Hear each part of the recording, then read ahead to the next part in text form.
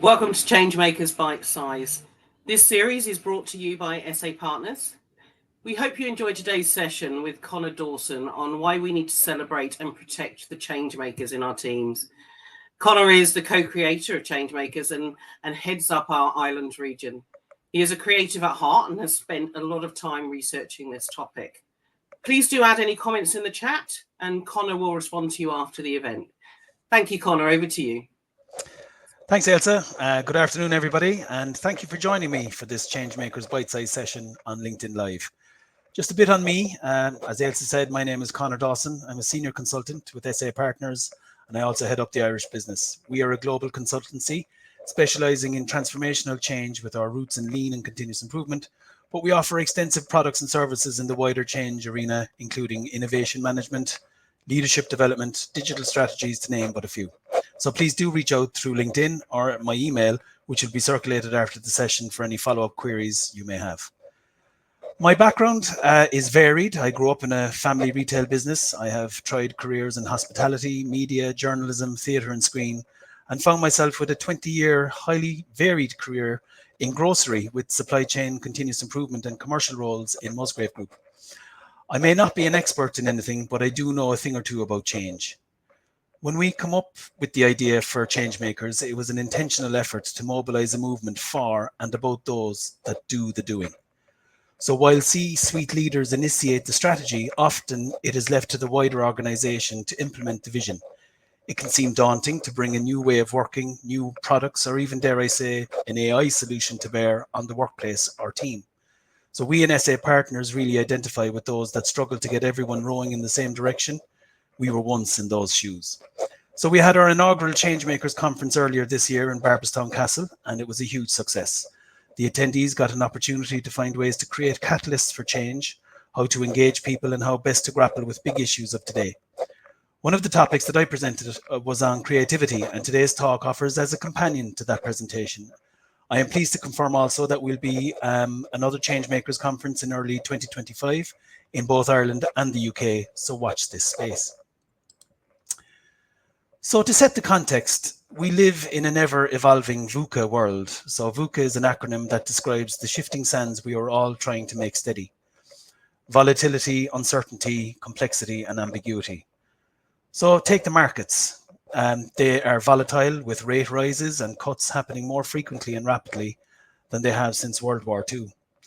Bets on big tech have taken big wobbles. Geopolitical issues are driving new economic realities that range from globalization to deglobalization, from growth to degrowth, from offshoring to nearshoring. The uncertainty of world issues such as climate change and people displacement, which drives new and different regulatory imperatives and political sentiment, leaving businesses flailing in an effort to keep up. The complexity of the digital age and things like Industry 5.0, when some businesses wonder, will they ever see Industry 4.0 or even 3.0? How we grapple with AI and in turn what we do with the humans left behind. And then there is the ambiguity or even apathy that all of this drives, and include a generation who find it hard to have conversations relating to change, and you'd wonder how we might manage it at all in the future. But we will and we must. Where we start is with ourselves, understanding what makes us tick, and what makes me the leader that I am. And it starts with the brain. Our brain contains remnants of our evolutionary legacy. In the limbic system, we have hardwiring that makes us fight, flight, or freeze. This response to stress was an evolutionary strategy to keep us safe from wild animals and enemy tribes. It is the meaning behind the common saying that not everyone embraces change. It's right, they don't. We don't. Because our stress response is saying this is something new, and not all new things are good. This restricts us from seeing possibilities, and we look for confirmation of our fears and biases everywhere. We in effect keep our mindset fixed, but not always, and not all of us. Thankfully, a good deal of us humans have trained our brains to adopt a growth mindset, to see possibilities where the change might take us, see the opportunity. It is available to us all. It just depends on how fast you can speed up the cycle that gets you from the fixed mindset to the growth mindset. For some, I would say for many, we reside in an in-betweener world, which is often coined the prison of incrementalism. Say we're on a project or a problem we need to solve. We begin on the left side of the page with our resources and target condition, and we meander through good project management and routines to come up with the result. Some people go the other way, from right to left. They start with the result or with the end in mind and work back to how we need to do what we need to do today to get it done. For years in CI and Lean, the focus has been on waste identification and removal. It keeps the boss happy, the bottom line healthy, but traps us in this annual cost control conundrum. When what we should also be doing is looking at ways to innovate our way to new futures and realities. You can find out more about how brains work and on how they help and hinder us when trying to solve problems by getting a copy of Deep Excellence. Please let us know and we can get you a copy sent, or you can buy it on Amazon. So as leaders, we need to do this what we need to do is find ways for our team to generate the right environment for creativity to flourish. What we need to do is to accelerate people through the change curve. So what's the change curve? So it's based on a model of the 5 stages of grief: denial, anger, bargaining, and depression, and acceptance, originally described by Elizabeth Kubler-Ross. It's also used to understand the strategies of personal transition and organizational change in the workplace. The change curve can help predict how employees will react to change, such as when an employee switches teams or increases their responsibilities on a certain project, or when we are faced with burning platforms, such as maybe COVID, when forcing us to live virtually being a good example. So by understanding the change curve, you can successfully help, support, and guide your team through changes, making their transition as smooth and manageable as possible. Firstly, some people can move more quickly than others through the change curve, and with awareness comes the responsibility of the leaders to appropriately bring people on the journey. It's okay and entirely normal for people to feel these things. Remember, our brains, this is a change. So in some respects, it must be bad for me. So therefore, I'm going to deny it ever exists. I will look for evidence for that, and I will grow frustrated and angry with those that don't just get it. So as humans, we have found countermeasures to what's going on. We develop our capability. We figure out how to Zoom, how to get online more. We begin to enroll others and get into a growth mindset. As leaders, we need to find ways to spark motivation when we first interact with the change we need to maximize our communication with our team. Too often, I have witnessed leaders shy away from openly communicating with their teams or listening to their concerns, which serves only to delay people's journey on the curve and could keep organizations held back. Even where a new expansion or growth opportunity is available, we need to ensure we are set up for success. It's about the environment you as a leader can create to ensure creativity can emerge. So let's have a look at this environment. Creativity just does not happen. You need to ensure you have things in place for everyone to feel that they can participate. Even with willing and high energy, enthusiastic participants, you still must create the right environment so that creativity is given every chance. So my daughter wanted a great dance party for her 10th birthday. So we set about creating the environment for that to happen. We got glow sticks and bracelets, a DJ, which was me, and disco lights, and we drew the curtains to make it a bit dark on a summer's day. This allowed everyone to be crazy creative, and we had great fun, especially the mums and dads. Before all of those things, we just had a regular gathering in the house. So while all that was lovely, let's talk about that in a business setting. In business, the way we lead projects or 3-year planning cycles, strategy sessions, budget sessions, it's often done in stifling environments with little thought given to how we spark creative thinking. So what actions can you take to make the environment better? What tools could you use to get people thinking differently? So one strategy I've used with teams in the past is to put a jigsaw on the table without a picture. This can drive the best intentioned project manager or process owner absolutely nuts. I asked the team to complete the jigsaw in 10 minutes. Watch the stages of the change curve as people go from denial to depression. But as time ticks on, they engage with the task and make a start. But our brain needs a plan, the safety of having a plan, looking for the corners or the blocks of color. But in reality, in our VUCA world, we are light on plans. Oftentimes, there is no plan. So we need to balance our need for a plan with the permission to be more creative in how we solve a problem or grasp opportunities. So without a plan, we need to try to make sense of what is in front of us. That allows our imagination to grow, and by acting first, we then learn and perfect. They say being creative is the highest form of learning. A writer can make several attempts at writing a story, an artist the same with a painting. And due to its subjectivity, the finished piece provokes meaning to the creator first. And if the artist is lucky, it provides meaning and connection to others as well. But there are two distinct approaches at play when we make a jigsaw or create a story. Sometimes writers just through a stream of consciousness start writing.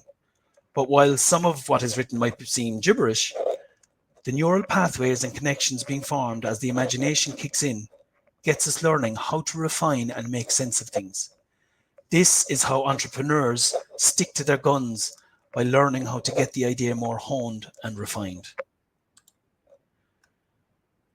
So as you can see, people who make jigsaws are engaged in big planning.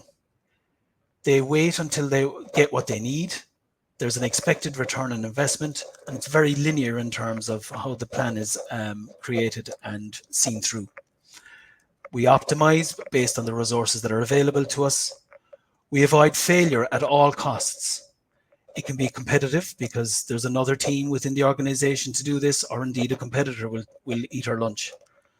And it's quite noble and predictable. In a way, it's learning in order to act. On the other side, from an entrepreneurial point of view, we take small actions. We start with what we have. There's an acceptable loss in terms of our resources, and we make iterative changes along the way through experimentation. We absolutely embrace and leverage failure as a way of not doing something. And it's extremely collaborative and unknowable. And what you could say is we act in order to learn. So we act our way into a new way of learning. So in reality, we need both approaches. We need to use tools from design thinking, and this is where we test our creativity. Within an end user, perhaps we validate our hypotheses with qualitative feedback from the customer. So we go to market and we begin to sell the new product or service. But we forget, though, that we still need to embed both approaches. The best organizations harness the power of predictive reasoning and creative reasoning. Some teams and organizations get stuck in only one, and therefore may never realize their full potential. And unfortunately, due to the safety of predictive reasoning, the creatives tend to get isolated and forgotten, left behind. They can seem too crazy or left field for us in the predictive team. They are unsafe and we are safe. But we must allow for the creative reasoning to be as much a part of our process as the predictive part, or else we will only get what we have always gotten because we will continue to do what we have always done. Who are the creatives in your business, in your team? When we talk of the classic wastes in lean, the last waste that tends to get forgotten about is skills. What creative skills exist in your team? Who possesses them? Are the creative people on the team fully involved in decision making? Are they involved in problem solving? Are they involved in new product development? I've found in my experience, they are not. They are assigned different roles and not fully engaged with their true potential. And for me, that is the greatest opportunity. There are a number of famous faces here on the slide, all of whom found their talent at various stages. Some were supported, some were not, but all of them pushed their field to new heights. So some of you may recognize Steve Jobs, who famously who started Apple and was pushed away from Apple for probably being too creative, but yet was brought back to save the company. You have George Beauchamp, who invented the electric guitar and never got credit through patent. And Marie Curie, who discovered the theory of radioactivity. And Dr. Shirley Jackson, who in 1973 began things such as wireless communication and the early onset of SMS messaging.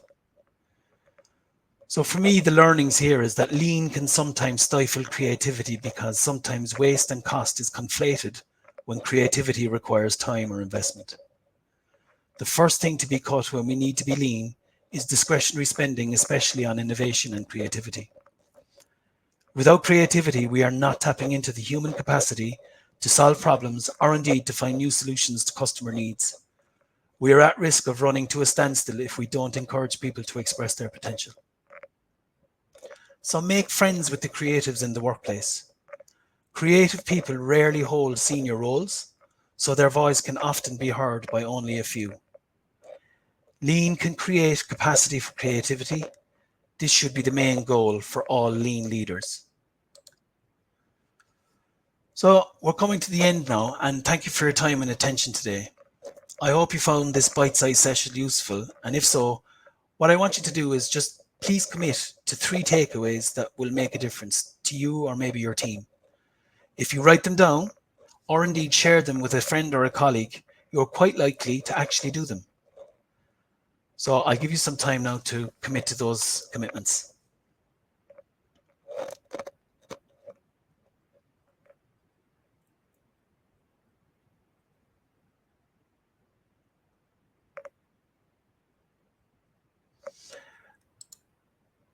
Thank you indeed. Please feel free to email me to request some of our thought leadership, including Deep Excellence, which explores some of these themes more deeply. Changemakers Bite Size continues for the next few weeks, so stay tuned.